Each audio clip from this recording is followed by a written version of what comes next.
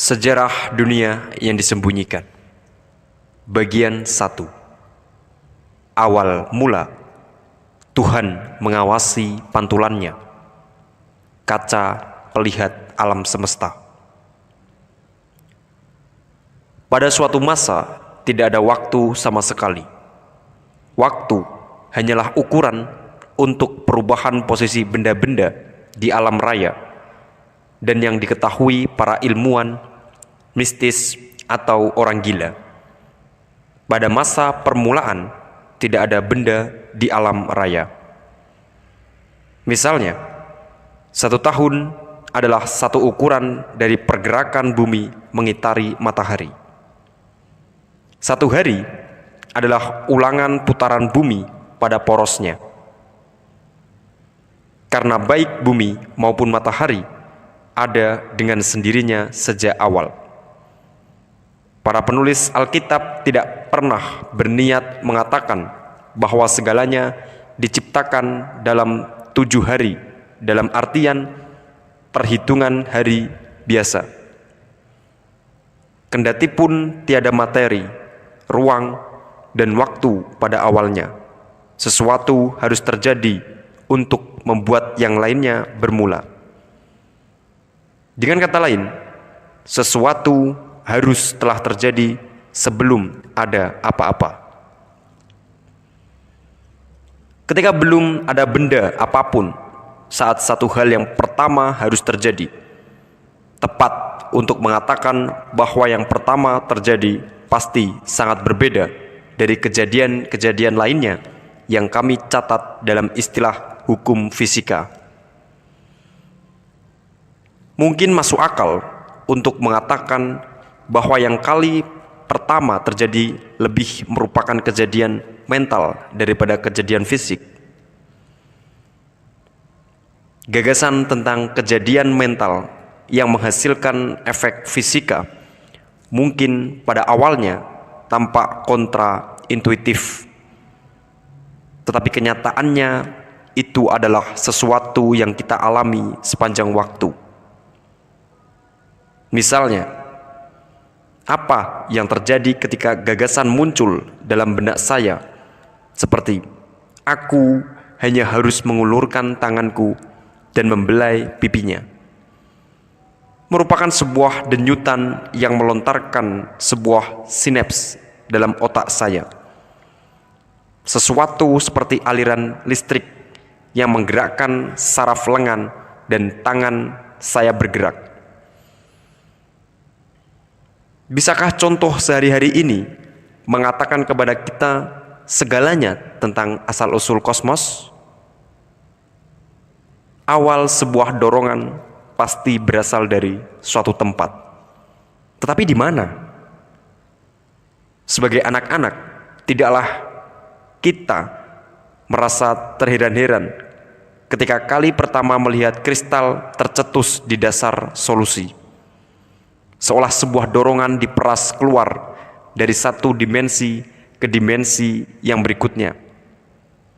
Dalam sejarah ini, kami akan melihat bagaimana bagi sebagian besar tokoh sejarah yang cemerlang menjelaskan tentang lahirnya alam semesta.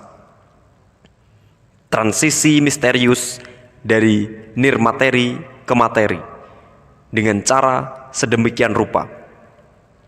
Mereka telah membayangkan sebuah dorongan keluar dari dimensi yang berbeda, memasuki yang ini. Dan mereka telah memahami dimensi yang lain itu sebagai pikiran Tuhan. Ketika Anda masih ada di perbatasan, dan sebelum Anda akan memboroskan waktu lagi untuk sejarah ini, saya harus menjelaskannya bahwa saya akan mencoba membujuk Anda untuk mempertimbangkan sesuatu yang mungkin dianggap tidak apa-apa bagi orang mistis atau orang gila, tetapi tidak akan disukai oleh ilmuwan. Seorang ilmuwan tidak akan menyukainya sama sekali.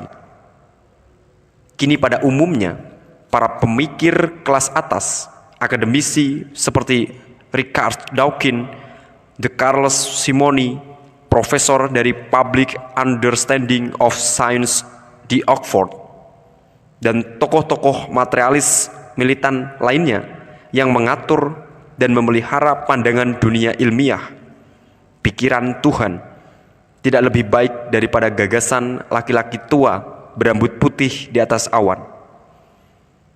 Ini kesalahan yang sama, kata mereka, yang dibuat oleh anak-anak dan suku-suku primitif. Mereka menduga Tuhan pastilah seperti mereka, antropomorfik yang keliru. Bahkan, jika kita mengaku bahwa Tuhan mungkin memang ada, mereka berkata, mengapa ia harus seperti kita? Mengapa pikirannya harus seperti pikiran kita? Kenyataannya adalah bahwa mereka benar. Tentu saja, tidak ada alasan sama sekali, kecuali sebaliknya. Dengan kata lain, satu-satunya mengapa pikiran Tuhan mungkin seperti pikiran kita adalah jika pikiran kita dibuat seperti pikirannya, yaitu jika Tuhan membuat kita dengan citranya. Dan inilah yang terjadi dalam buku ini. Karena dalam sejarah ini segalanya serba terbalik. Di sini segalanya jungkir balik dan berkebalikan. Pada halaman-halaman berikutnya, Anda akan diundang untuk berpikir tentang hal-hal terakhir yang diminta oleh orang-orang yang menjaga dan memelihara konsensus untuk Anda pikirkan. Anda akan dipaksa untuk berpikir tentang gagasan-gagasan terlarang dan merasakan filosofi-filosofi yang dipercaya oleh pemimpin-pemimpin intelektual modern kita sebagai bid'ah, bodoh, dan gila. Izinkan saya sesegera mungkin meyakinkan Anda kembali bahwa saya tidak akan mencoba membingungkan dengan perdebatan akademis, mencoba untuk membujuk Anda dengan argumen filosofis bahwa gagasan-gagasan terlarang ini benar. Argumen resmi yang setuju dan menentang bisa ditemukan dalam karya akademis standar. Namun, apa yang akan saya lakukan adalah meminta Anda untuk merentangkan imajinasi Anda.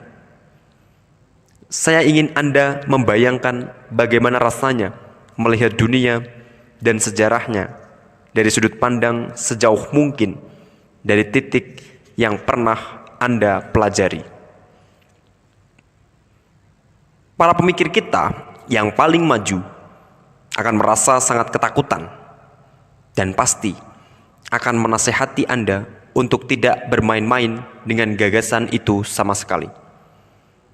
Apalagi membuang waktu untuk memikirkannya dengan membaca buku ini. Ada sebuah usaha terpadu untuk menghapus semua kenangan setiap jejak gagasan ini dari alam semesta. Kelompok elit masa kini percaya bahwa jika kita membiarkan gagasan ini masuk ke dalam imajinasi, walau hanya sejenak, kita mungkin akan terhelai ke belakang, masuk ke sebuah bentuk kesadaran aboriginal atau atavistis, sebuah mental buruk yang telah harus kita usahakan berkembang sejak bermilenium lalu. Jadi, dalam sejarah ini, apa yang terjadi sebelum ada waktu? Kejadian mental prima apa yang ada? Dalam kisah ini, Tuhan mencerminkan dirinya kepada dirinya sendiri. Ia tampak seperti apa adanya ke dalam sebuah cermin imajinasi dan melihat ke masa depan. Ia membayangkan makhluk-makhluk sangat mirip dirinya. Ia membayangkan makhluk-makhluk bebas, kreatif, yang mampu mencinta, sangat cerdas, dan berpikir dengan penuh kasih bahwa mereka mampu mengubah diri sendiri dan makhluk sejenis menjadi makhluk yang paling mendalam. Mereka bisa memperluas pikiran untuk merangkur totalitas kosmos, dan di kedalaman hati mereka bisa membedakan juga rahasia-rahasia karya mereka yang paling halus. Menempatkan diri Anda sendiri pada posisi Tuhan melibatkan pengimajinasian bahwa Anda sedang menatap pantulan Anda pada sebuah cermin. Anda menginginkan bayangan Anda di sana untuk hidup dan menjalani hidup mandiri sendiri. Seperti yang akan kita lihat dalam bab-bab selanjutnya, dalam sejarah kaca pelihat yang diajarkan oleh perkumpulan-perkumpulan rahasia, inilah yang sebenarnya apa yang dilakukan Tuhan. Pantulannya manusia berangsur-angsur dan bertahap membentuk dan mencapai hidup mandiri, diasuh olehnya, dibimbing dan didorong olehnya selama masa-masa panjang. Para ilmuwan masa kini akan mengatakan kepada Anda bahwa pada jam penderitaan Anda yang terbesar tidak ada gunanya menangis ke surga dengan segala pernyataan perasaan yang terdalam dan paling berduka, karena Anda tidak akan menemukan pantulan jawaban di sana. Bintang-bintang bisa memperlihatkan ketidakpedulian kepada Anda. Manusia diciptakan untuk tumbuh, dewasa, dan belajar untuk bisa mencapai tahap ketidakpedulian tersebut. Alam semesta yang digambarkan dalam buku ini berbeda karena dibuat dengan memikirkan manusia. Dalam sejarah, alam semesta merupakan antroposentris. Setiap partikelnya menegang, diarahkan ke makhluk hidup.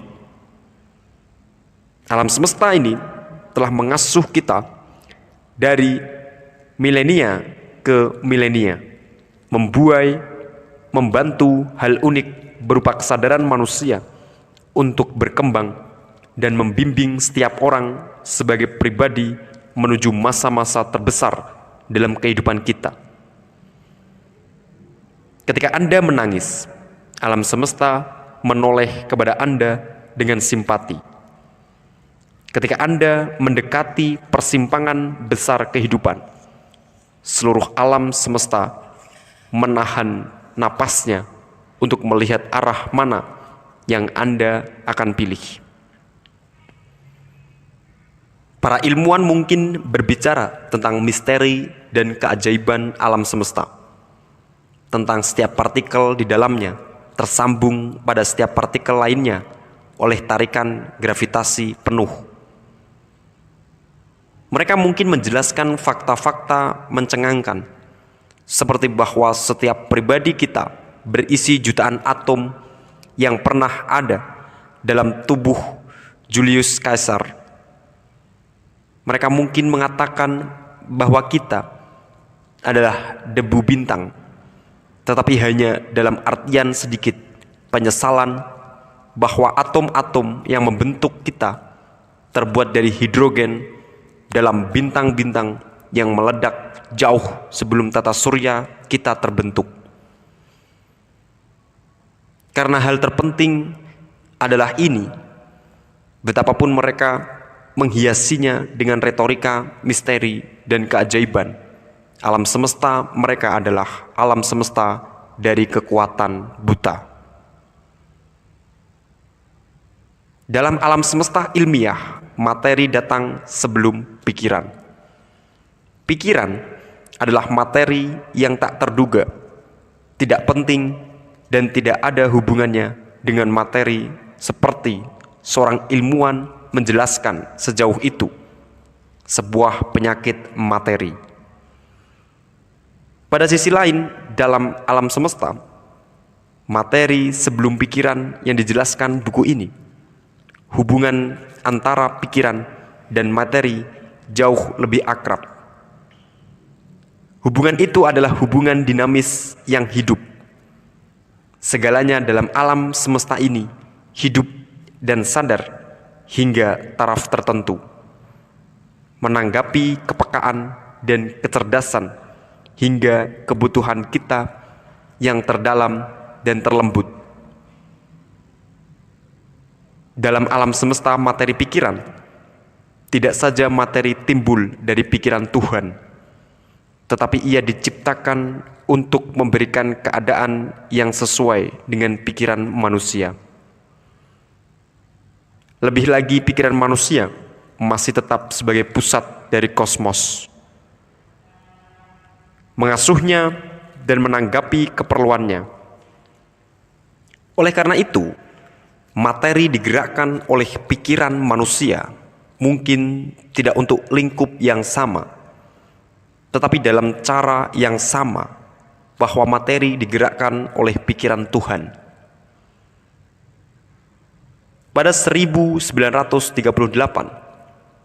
seorang fisikawan Austria, Erwin Schrödinger, merumuskan percobaan teoritisnya yang terkenal, Schrödinger's cat, untuk menjelaskan bagaimana kejadian-kejadian berubah ketika mereka menelitinya. Akibatnya, ia membawa ajaran-ajaran perkumpulan rahasia tentang pengalaman sehari-hari dan menerapkannya pada alam subatomis. Pada keadaan tertentu, pada masa kanak-kanak, kita semua bertanya-tanya, apakah sebuah pohon yang tumbang benar-benar bersuara jika terjadi di tengah hutan dan tidak ada orang mendengarnya di sana? Tentu kita mengatakan bunyi yang tidak terdengar oleh siapapun tidak layak dijelaskan sebagai bunyi. Perkumpulan-perkumpulan rahasia itu mengajarkan bahwa spekulasi seperti itu benar. Menurut mereka, sebuah pohon hanya tumbang di tengah hutan. Betapapun jauhnya, sehingga orang di suatu tempat dan pada waktu itu terpengaruh olehnya. Tidak ada yang terjadi dimanapun di kosmos ini, kecuali ada hubungannya dengan pikiran manusia. Dalam pengalaman Schrödinger, seekor kucing duduk di dalam sebuah kotak dengan materi radioaktif yang memiliki kemungkinan 50% bisa membunuh kucing itu. Baik kucing itu mati maupun hidup, kemungkinannya tetap 50% terjadi pada waktunya. Seperti adanya, hingga kita membuka kotak untuk melihat apa yang ada di dalamnya. Dan ketika itulah peristiwa yang sesungguhnya, peristiwa mati atau selamatnya kucing itu terjadi. Setelah melihatnya, kita baru tahu apakah kita membunuh atau menyelamatkan kucing itu. Perkumpulan-perkumpulan rahasia itu selalu mempertahankan pendapat bahwa keseharian dunia berperilaku sama. Dalam dunia perkumpulan-perkumpulan rahasia itu, sebuah koin yang dilempar berkali-kali dalam keadaan laboratori yang ketat akan tetap mendarat dengan gambar kepala di atas sebanyak 50% dan gambar ekor 50% dari kasus-kasus menurut hukum probabilitas. Bagaimanapun, hukum tersebut hanya akan berlaku dalam keadaan laboratori. Dengan kata lain, hukum tersebut hanya bisa diterapkan ketika semua subjektivitas manusia sengaja ditiadakan. Dalam keadaan hal-hal biasa, ketika kebahagiaan manusia dan harapan untuk mencukupi diri sendiri bergantung pada hasil dari putaran dadu, maka hukum probabilitas dibengkokkan, maka hukum-hukum yang lebih mendalam akan berlaku. Akhir-akhir ini kita semua merasa nyaman dengan kenyataan bahwa keadaan emosional memengaruhi keadaan jasmani kita. Dan selanjutnya, perasaan yang mendalam itu bisa mengakibatkan perubahan mendalam dan lama. Apakah untuk menyembuhkan atau melukai dampak psikosomatis?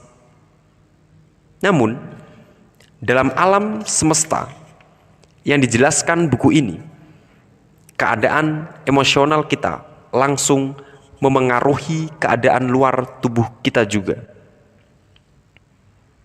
Dalam alam semesta, psikosomatis perilaku dari objek fisik dalam ruang langsung dipengaruhi oleh keadaan mental tanpa kita melakukan apapun terhadap hal itu.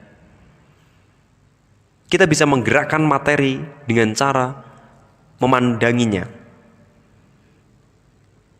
Dalam Chronicle volume 1, buku kenangan Bob Dylan yang baru saja diterbitkan, ia menulis tentang apa yang akan terjadi jika seorang pribadi mengubah waktu kehidupannya. Untuk melakukan ini, Anda harus memiliki kekuatan dan dominasi atas roh-roh. Aku pernah melakukannya sekali.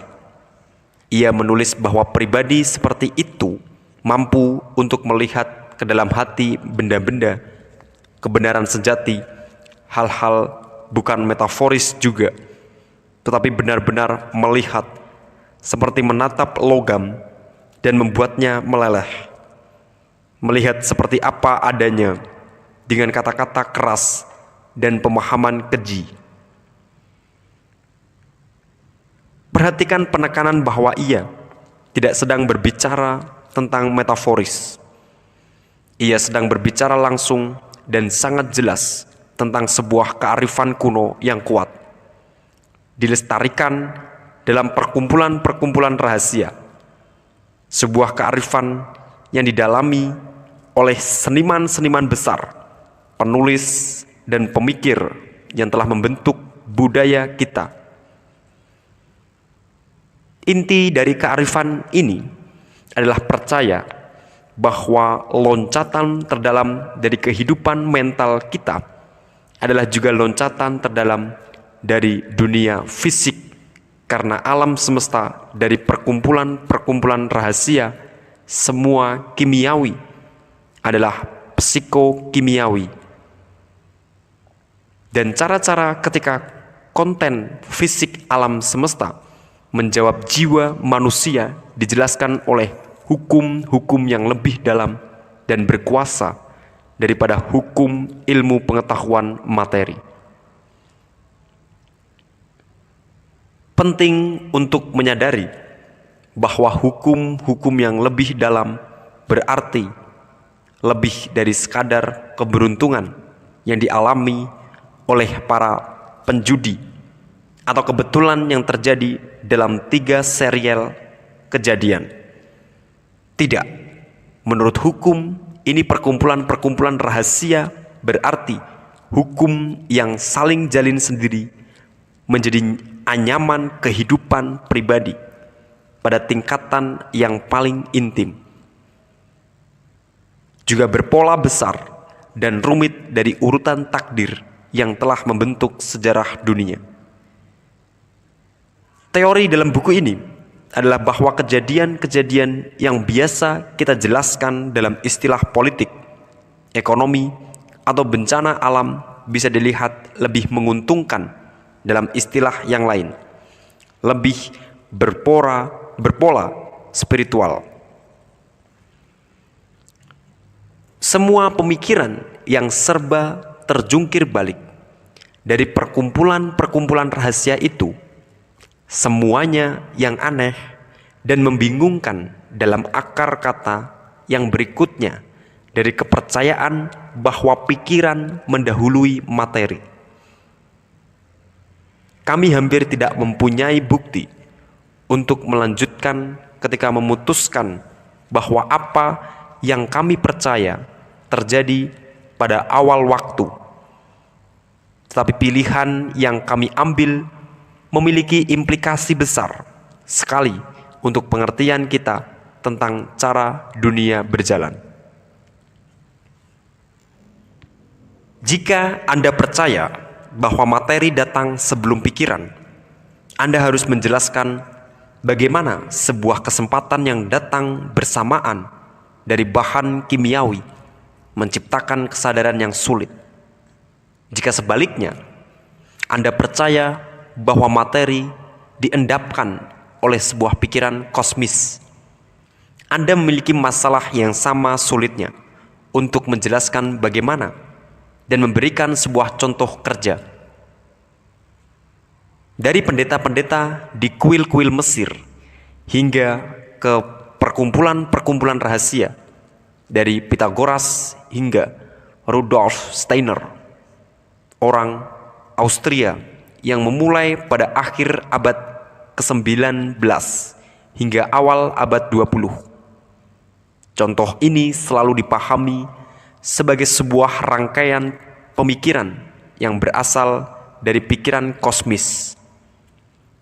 Pikiran murni untuk memulai pemikiran awal ini kemudian menjadi sebuah semacam proto-materi, energi yang semakin memadat, kemudian menjadi materi begitu halus sehingga lebih halus daripada gas, tanpa partikel apapun.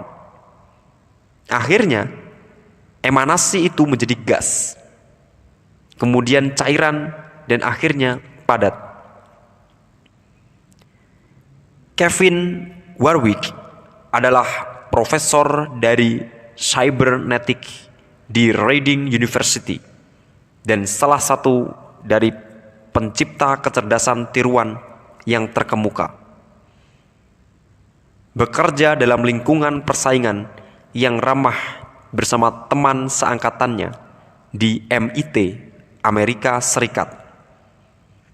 Ia telah membuat robot-robot yang mampu berinteraksi dengan lingkungan dan belajar sehingga bisa menyesuaikan perilaku mereka. Robot-robot ini memamerkan satu tingkat kecerdasan yang sesuai dengan kecerdasan hewan terendah seperti lebah.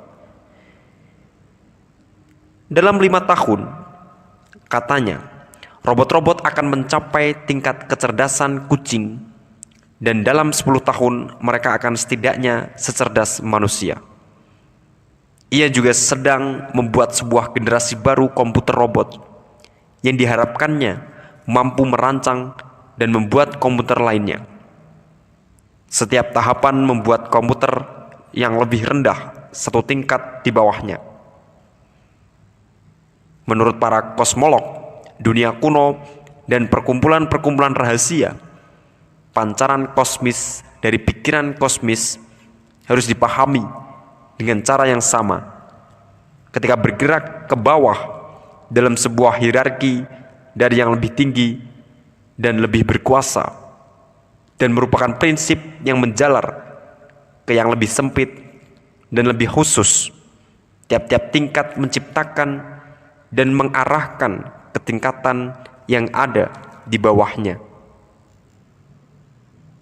Emanasi-emanasi ini juga telah dipikirkan sebagai pribadi dalam berbagai pengertian, seperti juga kecerdasan dalam berbagai pengertian.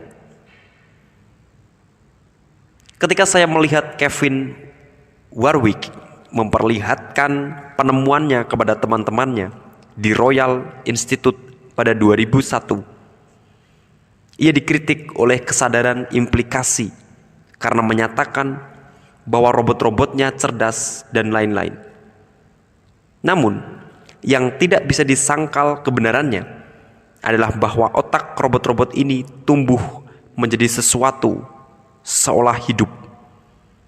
Mereka membentuk sesuatu yang sangat mirip dengan kepribadian, berinteraksi dengan robot lainnya, dan membuat pilihan di luar segala yang telah diprogram dalam otak robot mereka. Kevin menyangkal bahwa robotnya tidak memiliki kesadaran dengan segala sifat kesadaran manusia. Tidak juga anjing. Anjing sadar dengan cara anjing, dan robotnya, katanya, sadar dengan cara robot. Tentu saja, dalam beberapa hal semacam kemampuan untuk membuat perhitungan matematis besar secara cepat, robot-robot memperlihatkan sebuah kesadaran yang luar biasa dibandingkan kesadaran kita sendiri. Kita mungkin memikirkan tentang kesadaran emanasi dari pikiran kosmis dalam istilah yang sama. Kita juga mungkin diingatkan tentang guru-guru spiritual Tibet yang dikatakan mampu membentuk sejenis pikiran yang disebut tulpas dengan cara pemusatan perhatian yang kuat dan visualisasi. Orang-orang seperti ini, kita bisa menyebut mereka sebagai makhluk berpikir, menjalani semacam kehidupan yang mandiri, sederhana, dan memuja guru mereka. Demikian juga dengan Paracelsus, penyihir Swiss abad ke-16, menulis tentang apa yang disebutnya sebagai aquastor, makhluk yang dibentuk oleh kekuatan dari imajinasi terpusat yang mungkin menghasilkan sebuah kehidupannya sendiri dan dalam keadaan khusus menjadi terlihat, bahkan berwujud. Pada tingkat terendah dari tingkatan itu, menurut doktrin kuno dan rahasia dalam segala budaya, endapan ini, makhluk berpikir dari pikiran kosmis ini, saling berkait dengan begitu kuat sehingga mereka menciptakan tampilan materi padat. Dari ini, jika Anda ingin menemukan bahasa untuk menjelaskan fenomena aneh ini, Anda mungkin memilih mencarinya ke mekanis kuantum.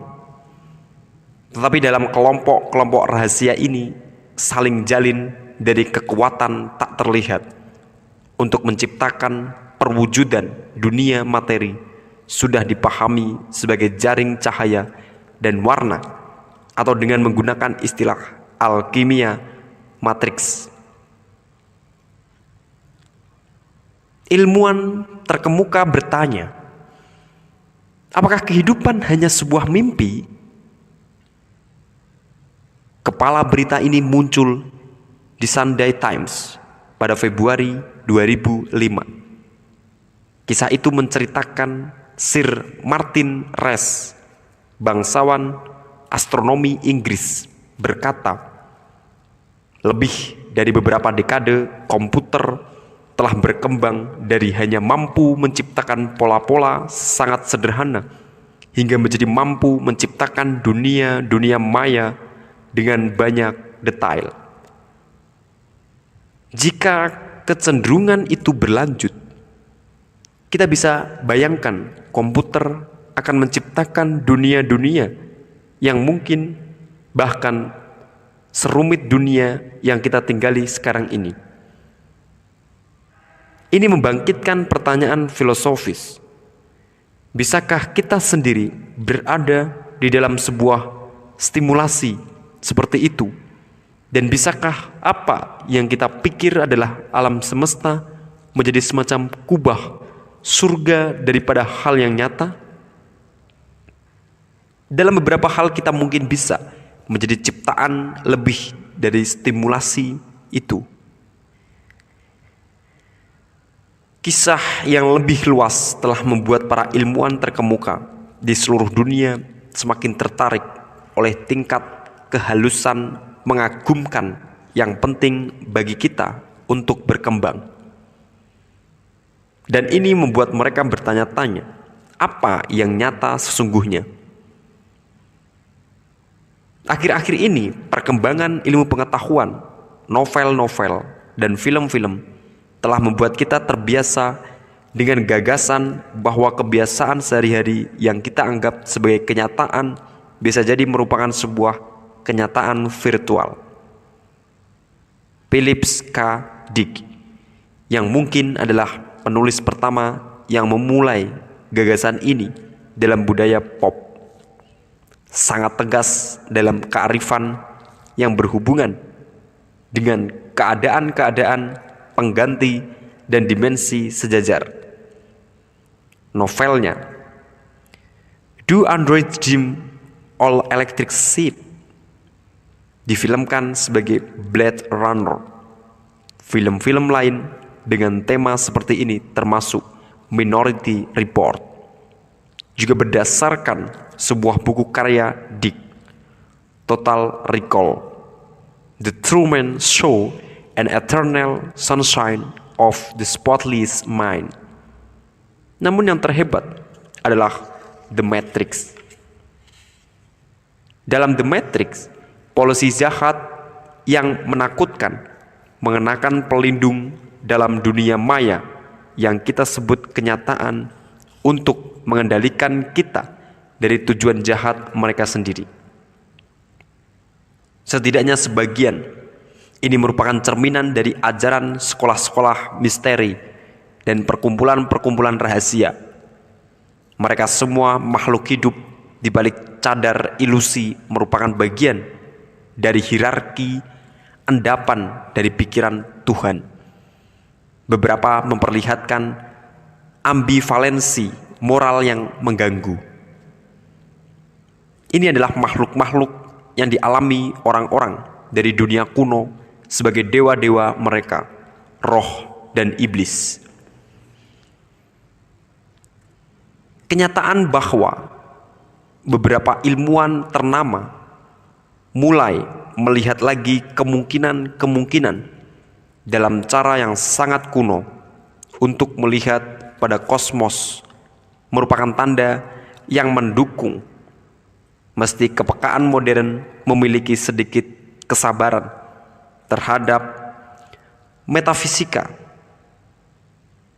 dengan yang tampaknya memiliki pemikiran tinggi. Abstraksi yang dicari saling menumpuk. Kosmologi dunia kuno merupakan sebuah mesin filosofi yang hebat, seperti yang akan dibolehkan oleh sejarawan yang adil. Dalam catatan yang saling bertaut, dimensi yang berkembang, bentrok, berubah perlahan, dan saling baur dari sistem-sistem besar. Dalam porsinya, kerumitan dan kekuatan penjelasan yang baik. Ia menyaingi ilmu pengetahuan modern. Kita tidak bisa begitu saja mengatakan bahwa fisika telah menggantikan metafisik dan membuatnya berlebihan. Ada sebuah kunci perbedaan antara sistem-sistem ini, yaitu mereka menjelaskan hal-hal yang berbeda. Ilmu pengetahuan menjelaskan bagaimana alam semesta menjadi seperti yang sekarang ini. Filosofi kuno sejenis yang akan kita jelajahi dalam buku ini menjelaskan bagaimana pengalaman kita tentang alam semesta menjadi seperti ini. Bagi ilmu pengetahuan, keajaiban besar yang harus dijelaskan adalah alam semesta fisika. Karena filosofi esoteris keajaiban yang lebih besar adalah kesadaran manusia. Para ilmuwan terpesona pada serangkaian keseimbangan yang istimewa antara berbagai kumpulan faktor yang penting untuk memungkinkan kehidupan di dunia ini.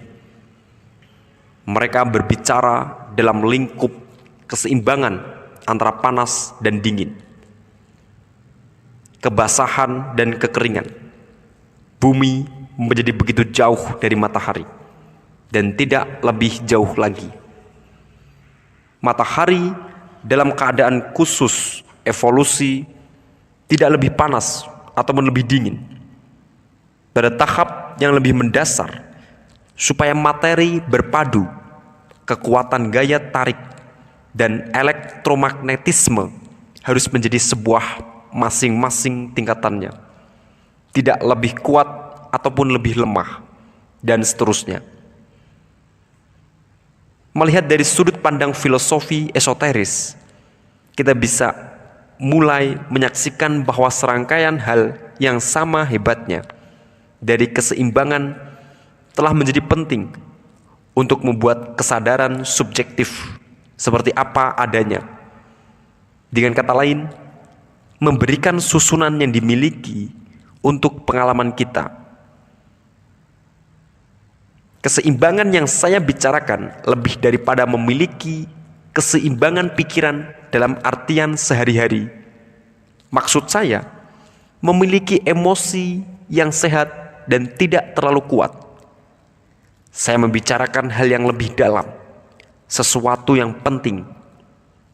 Misalnya, apa yang diperlukan untuk memungkinkan internal naratif, kumpulan kisah yang kita jalani bersama untuk membentuk dasar perasaan kedirian kita? Jawabannya adalah tentu saja kenangan. Hanya dengan mengingat apa yang saya lakukan kemarin, saya bisa mengenali diri saya sendiri sebagai seseorang yang melakukan hal-hal ini. Kuncinya adalah bahwa ini adalah sebuah tingkatan khusus dari kenangan yang diperlukan. Apakah itu lebih kuat ataupun lebih lemah? Seorang penulis novel Italia, Italo Calvino, salah satu dari penulis modern yang telah mengikuti filosofi kuno dan mistis, menyatakan dengan tepat, kenangan harus cukup kuat untuk memungkinkan kita bertindak tanpa melupakan apa yang kita ingin lakukan, untuk belajar tanpa berhenti, untuk menjadi orang yang sama. Tetapi kenangan juga harus cukup lemah, sehingga mengizinkan kita untuk terus bergerak menuju masa depan. Keseimbangan lainnya juga penting untuk memungkinkan kita berpikir dengan bebas, untuk menganyam pikiran di sekitar pusat rasa kedirian kita. Kita harus mampu melihat bagian luar dunia melalui rasa, tetapi juga sama pentingnya untuk tidak kewalahan karena sensasi yang bisa menguasai seluruh ruang mental kita. Kemudian kita tidak akan bisa merenung ataupun berkhayal bahwa keseimbangan ini dianggap sebagai luar biasa dalam caranya. Misalnya, kenyataan bahwa planet kita tidak terlalu jauh, juga tidak terlalu dekat dengan matahari.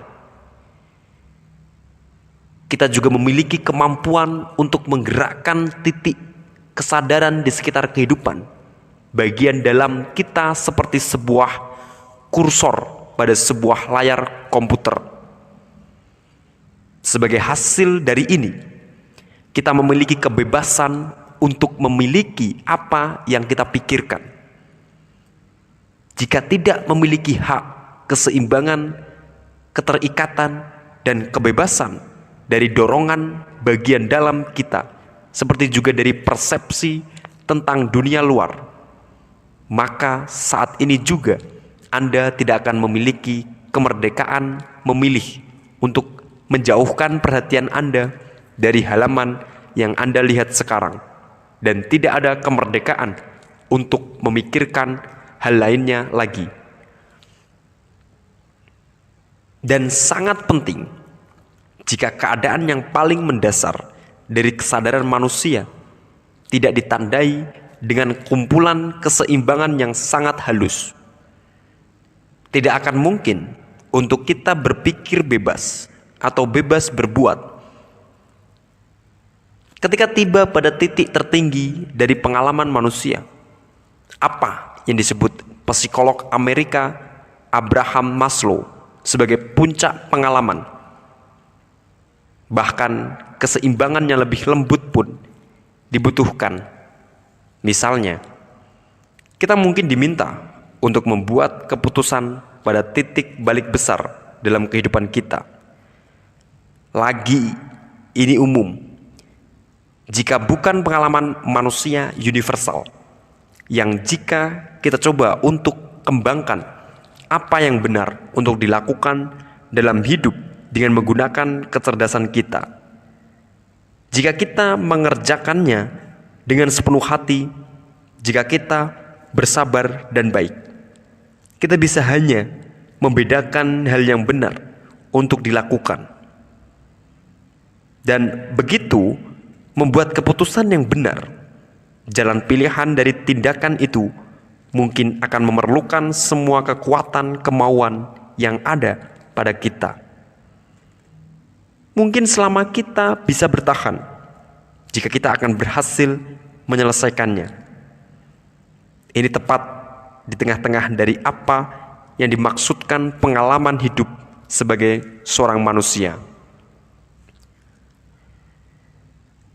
Tidak terelakkan tentang kesadaran kita memiliki susunan yang memungkinkan kemerdekaan, kesempatan untuk memilih melakukan hal yang benar, untuk tumbuh dan berkembang menjadi baik.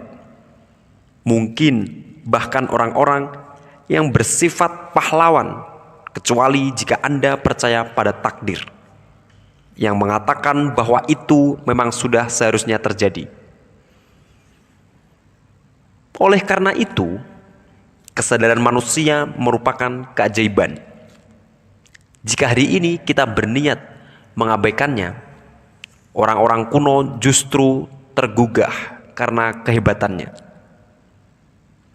Seperti yang akan kita lihat, para pemimpin cendekiawan, mereka mengikuti perubahan-perubahan halus dalam kesadaran manusia dengan sama tekunnya dengan para ilmuwan modern mengikuti perubahan lingkungan fisik. Catatan sejarah mereka dengan kejadian-kejadian mistis dan supernaturalnya merupakan catatan tentang bagaimana kesadaran manusia berkembang. Ilmu pengetahuan modern berusaha untuk memaksa sebuah pandangan sempit dari kesadaran kita. Ia berusaha meyakinkan kita tentang ketidaknyataan elemen-elemen, bahkan elemen-elemen yang sangat tetap, yang tidak bisa dijelaskan. Ini termasuk kekuatan doa yang tidak terang, firasat, perasaan seperti ditatap, kesaksian kemampuan membaca pikiran, pengalaman keluar dari tubuh, kebetulan yang bermakna, dan hal-hal lain yang disembunyikan oleh ilmu pengetahuan modern. Dan yang sangat-sangat lebih penting, ilmu pengetahuan dalam keadaan dikurangi menyangkal pengalaman manusia universal yang menyatakan kehidupan memiliki makna. Beberapa ilmuwan bahkan menyangkal bahwa pertanyaan apakah kehidupan memiliki makna atau tidak layak dipertanyakan. Kita akan melihat dalam perjalanan sejarah ini bahwa sebagian besar orang pandai yang pernah hidup telah menjadi pengikut setia filosofi esoteris. Saya percaya ini bahkan bisa menjadi kasus bahwa setiap orang cerdas telah berusaha menemukannya dalam suatu waktu. Ini karena hal itu merupakan sifat manusia yang terdorong untuk mencari tahu apakah kehidupan memiliki makna, dan filosofi esoteris mewakili tubuh yang paling padat, paling kaya, dan paling dalam dari pikiran tentang topik ini. Sebelum kita memulai kisah kita, penting sekali menerapkan satu lagi perbedaan filosofis yang tajam pada sisi pemikiran ilmiah modern yang lebih lembut. Kadang-kadang hal-hal tidak berjalan sesuai rencana dan hidup tampak tanpa tujuan.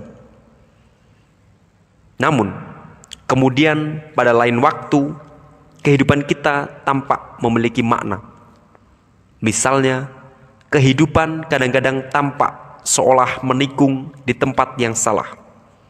Tidak lulus ujian, kehilangan pekerjaan, atau percintaan kita berakhir.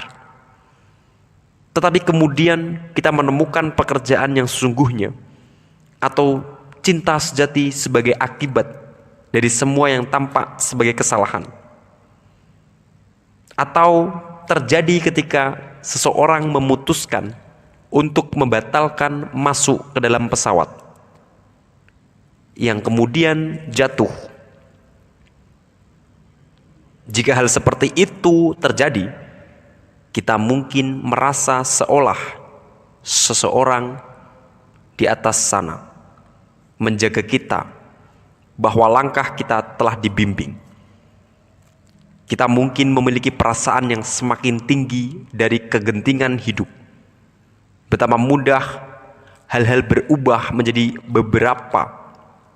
berbeda jika tidak karena dorongan yang nyaris tak terlihat, mungkin juga dari dunia lain. Demikian juga dengan bagian dari kita yang berorientasi ilmiah dan rendah hati. Kita mungkin melihat sebuah kebetulan sebagai sebuah kesempatan yang datang bersamaan dengan kejadian-kejadian yang berhubungan. Namun, kadang-kadang di dalam hati kita menduga bahwa kebetulan itu sama sekali tidak ada hubungannya dengan kesempatan. Dalam kebetulan-kebetulan, kadang kita merasa menangkap satu petunjuk, walau yang sulit dipahami, dari sebuah pola yang bermakna mendalam, tersembunyi di belakang kekacauan pengalaman sehari-hari. Dan kadang-kadang orang menemukannya tepat ketika harapan tampak menghilang. Kebahagiaan ditemukan pada sisi lain, keputusasaan atau kebencian terpendam menyembunyikan bakteri cinta yang bertumbuh. Untuk alasan-alasan ini, kita akan membahasnya kemudian. Pertanyaan-pertanyaan tentang kebahagiaan akhir-akhir ini terhubung erat dengan pendapat-pendapat tentang cinta seksual.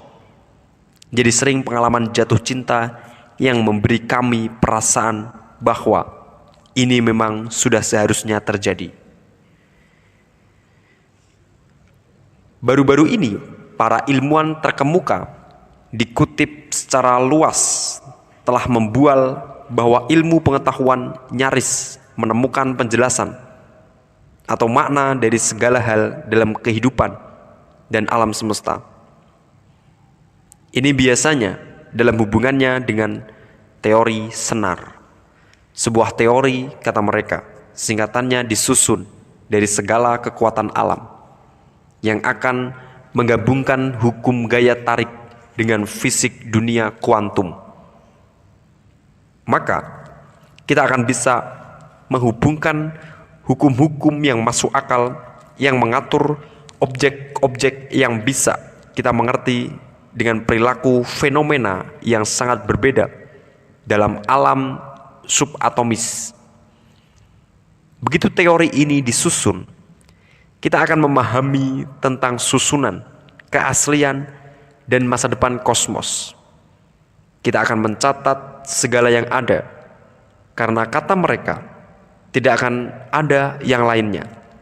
Sebelum kita bisa belajar rahasia-rahasia para calon anggota dan mulai mengerti kepercayaan mereka yang aneh tentang sejarah.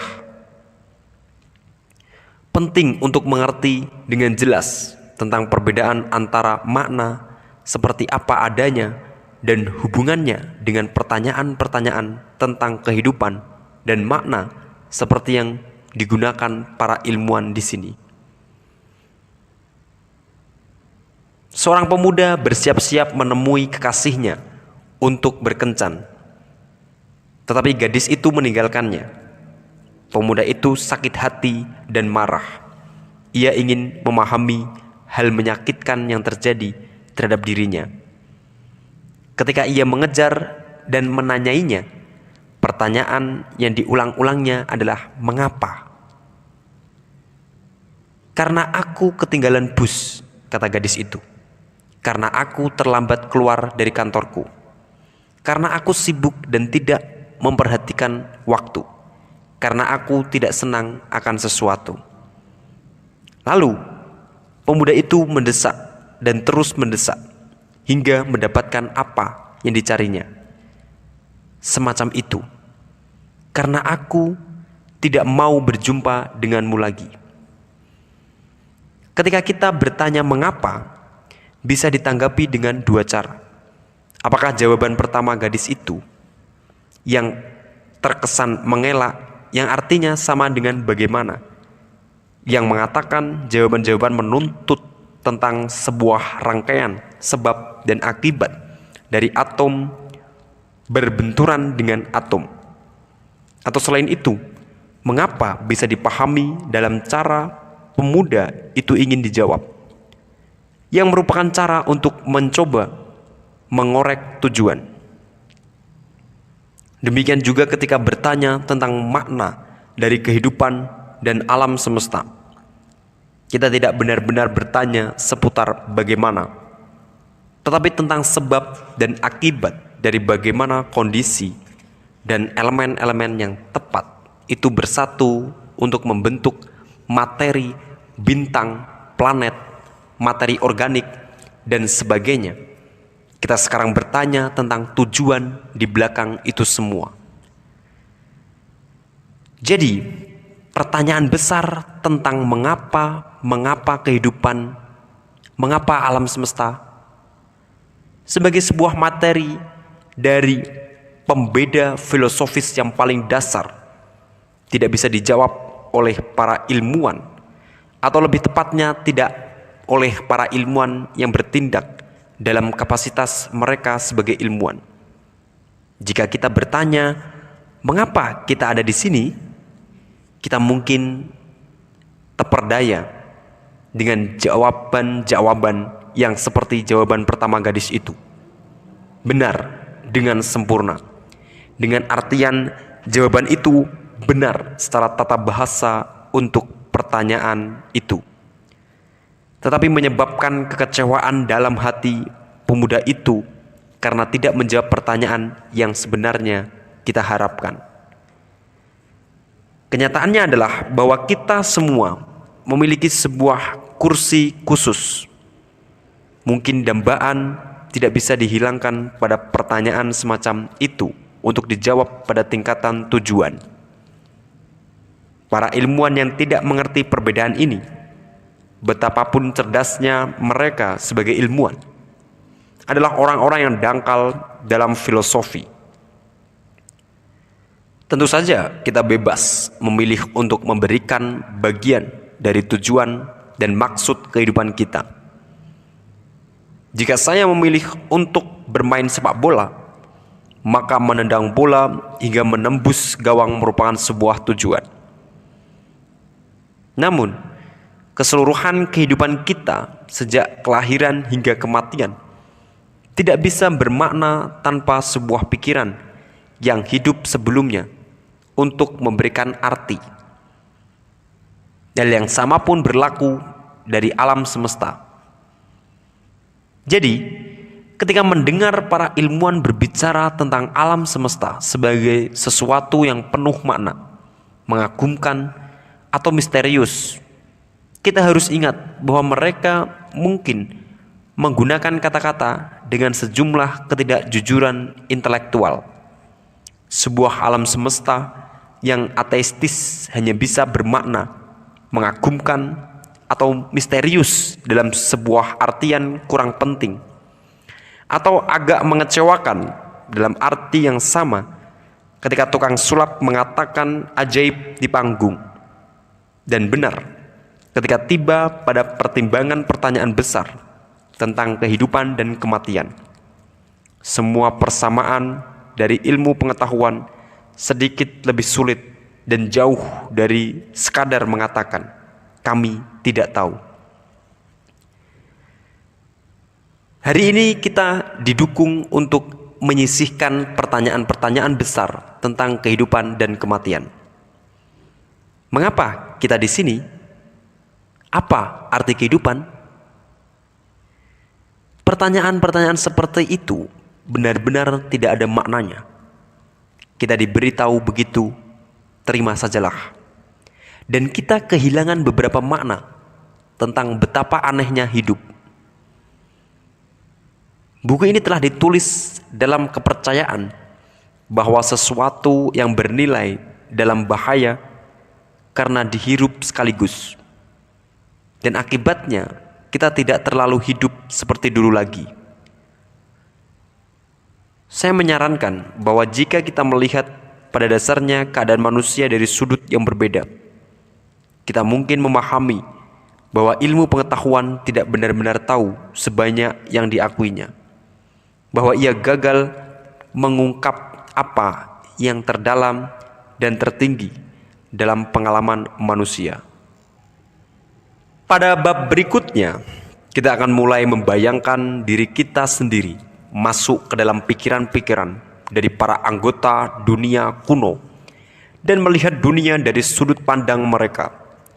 Kita akan mempertimbangkan kearifan kuno yang telah kita lupakan dan melihat bahwa sudut pandangnya, bahkan hal-hal yang oleh ilmu pengetahuan modern didorong untuk dipikir sebagai yang paling solid, bisa dipastikan benar.